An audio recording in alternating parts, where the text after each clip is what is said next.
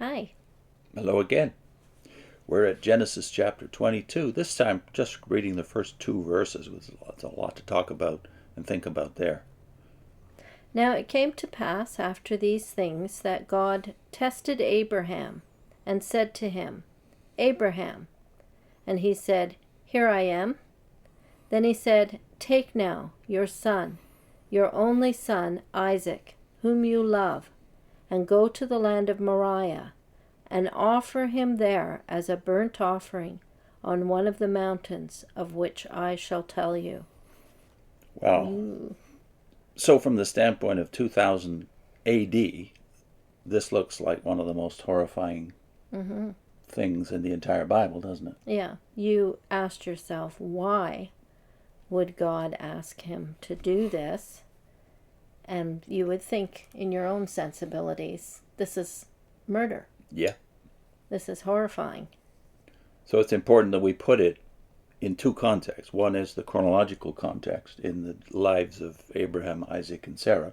And the second is to put it into its cultural context of that day. So in 2000 BC, what's the cultural context? The worship of the day, when they believed in lots of gods, and one supreme god maybe, some of them did, the offering of children in sacrifice was not horrifying. I mean, I'm sure it caused pangs of anguish to parents. Sure. But they thought they were doing the ultimate in worship to God, to offer their children. This is not justifying it, but I think we need to understand why this gets the reaction it gets in the Bible compared to the reaction we give it when we read it. Right. So in the culture of the day in Canaan, this was the highest good a human being could do, to offer his own child for his sin or the sin of his clan, to bring blessing upon the entire community that he would be part of. Yeah. And I think that when you know that, you realize how far we have come in terms of human values. That is, the individual, the value of an individual single life in those 4,000 years. And then why has it changed so much? And then you have to realize, well, the religion of Abraham has something to do with that. Yeah. I think if you understand the thinking of people in any given period of time, even if it's something that's offensive to us now, it will help us to understand how they could have thought that way, why they would think that way. We need to understand that. And I think this shows God's going to the place where people are at. He knows the culture. He knows the way people think. Abraham is raised in this culture. Even though he knows God, he would be observing this, and because this is a test of how much do you love me? What would you do for worship? And where is this ultimate test in the chronology of Abraham, Sarah, and Isaac's life? Well, Isaac is now not a little kid anymore, very likely a teenager. This is well past Abraham's 100th birthday. In fact, it's the last event recorded, chapter 22, before the death of Sarah.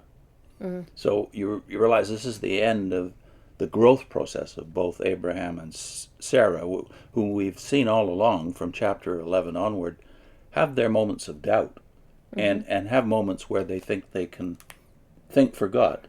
Yeah. They're making their own plan and basically reasoning their way to faith, or reasoning their way to the fulfillment of God's promises. Kind of a faith, but not really receiving the revelation directly from God, but working it out their own way. And even a questioning of what God is telling them to do. So they're thinking, well, that's not going to work. Or how will that work? Well, maybe if we did this, it would work better. So they're reasoning their way through things. And then when Abraham finds out that Sodom is going to be destroyed, he again is trying to reason with God, questioning even that God would do this. God's justice? Will the God of the universe do such a thing? So there's still a question in their minds at that point. Here, when we read the story, he doesn't seem to offer any objection or question it. Nobody does. Even though he knows that God has promised everything through that son. So that's in your mind. But I think the change here is now he believes that nothing is impossible for God. So somehow he believes that God is going to fulfill everything through Isaac, even if he asks this of him. Notice not only does Abraham not object, but we have no record that Isaac, who's probably a teenager, or his mother, objects to what's going on here. I hardly think that they kept it a secret from Sarah. So they've learned to trust God, not themselves. So this is the end of a long line of a journey of faith for all of them, right? Right. We're going to read something from Campbell Morgan's book, is it? Great Chapters of the Bible. Okay. A marvelous book. His thoughts on the stages of the faith of Abraham. This is page 27, right?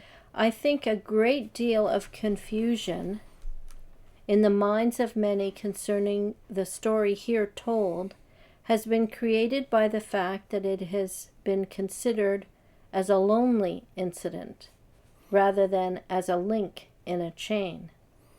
There are 7 occasions upon which we are told that Jehovah appeared to Abraham and dealt with him in some way, in direct, personal, face-to-face communion.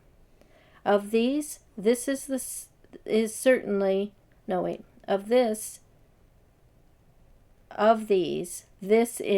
seventh and final one. It is final in point of number, and certainly it is so in depth of value. In this experience, Abraham was led into a new and more intimate fellowship with God than he had known before. So Morgan traces 7 stages in God's revelation to him and Abraham's growth through those 7 stages. Here's Franz Delitzsch from his 2-volume commentary, new commentary on Genesis, written toward the end of Delitzsch's life in the 1880s. He says this first portion of the 4th section of the life of Abraham corresponds with those of the call, of the covenant sacrifice, of the institution of circumcision, which opened the 3 preceding sections. The father of the faithful is now perfected. The obedience of faith drew Abraham into a strange land. By the humility of faith, he gave way to his nephew Lot, speaking of the distribution of the land in chapter 13. Strong in faith, he fought 4 kings of the heathen with 318 men. That is, of course, to rescue Lot in chapter 14. Firm in faith, he rested in the word of promise, notwithstanding all the opposition of reason and nature. Bold in faith, he entreated the preservation of Sodom under increasingly lowered conditions. Joyful in faith, he received, named, and circumcised the son of promise. With the loyalty of faith, he submitted at the bidding of God to the will of Sarah and expelled Hagar and Ishmael. And with the gratitude of faith, he planted a tamarisk to the ever-faithful God in the place where Abimelech had sued for his friendship and accepted his present. Now his faith was to be put to the severest test, to prove itself victorious and to be rewarded accordingly. And I believe we have one more from Alexander Maclaren. The child sacrifices around him were not regarded as crimes, but as worship. And while his affections were the same as ours, and his father's heart was wrung, to slay Isaac did not present itself to him as a crime in the way in which it does so to us. God deals with men on the moral and spiritual level to which they have attained, and by descending to it, raises them higher. So he's making that point about the cultural accommodation differences. Yeah. And the condescension of God. Yeah. Coming down to our level of understanding of not just faith, but the world around us. And we had a link. Yes, we are going to link to a video that I did on this chapter of Genesis 22, based on a reading from Wenham. John Wenham? And it was about God understanding human suffering, was what was being discussed. So we'll see you next time.